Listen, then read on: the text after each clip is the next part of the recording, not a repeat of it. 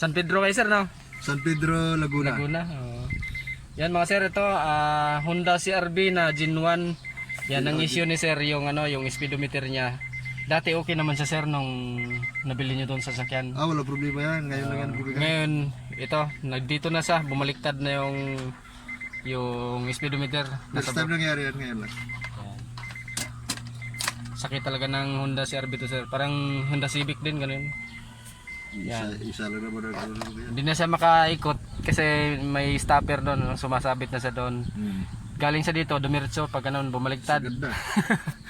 Sumagad. Wala na akong alam kung ilan yung speed ko eh. May limit mo naman sa expressway minsan. Yan, gawin natin ito mga sir. Taga San Pedro pa si sir, San Pedro Laguna. Yan.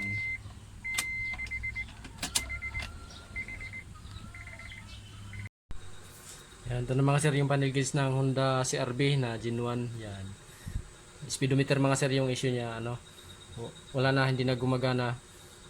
Bali yung huling gana niya, yung dumiretso na siya dito. Yan, nalaglag na siya dito. Nag 360 na. Yan, tapos di na siya makadiretso dito kasi nasabit na rin siya dun sa stopper. Yung parang kuntil-kuntil na yun. Pag unang susi, napalo siyang ganyan, pero hanggang dito na lang kasi nasabit na rin siya doon. Kasi kung wala yan, ikot-ikot lang yan dyan. Kung wala yung stopper. Yan, gawin natin ito mga sir para mabalik sa normal yung palo ng speedometer. Galipang San Pedro Laguna to mga sir.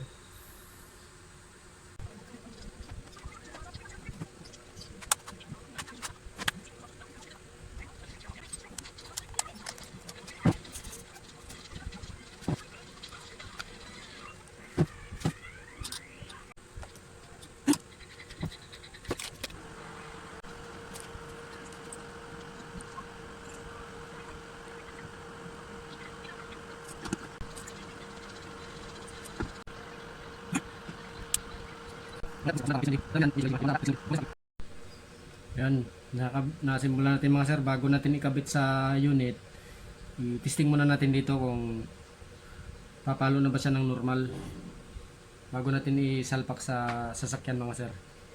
Yan, tingnan nyo mga sir yung speedometer kung papalo.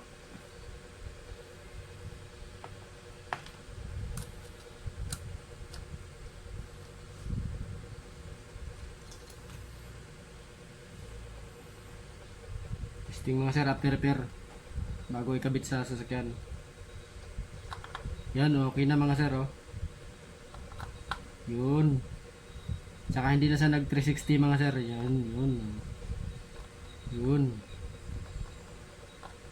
Yun, okay na mga sir. Yun, oh, hindi na siya nag 360 mga sir.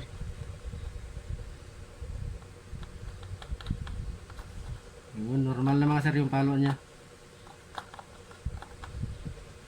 Okay na mga sir, ikabit na natin to sa unit para test drive kung gusto na mayari i-test drive.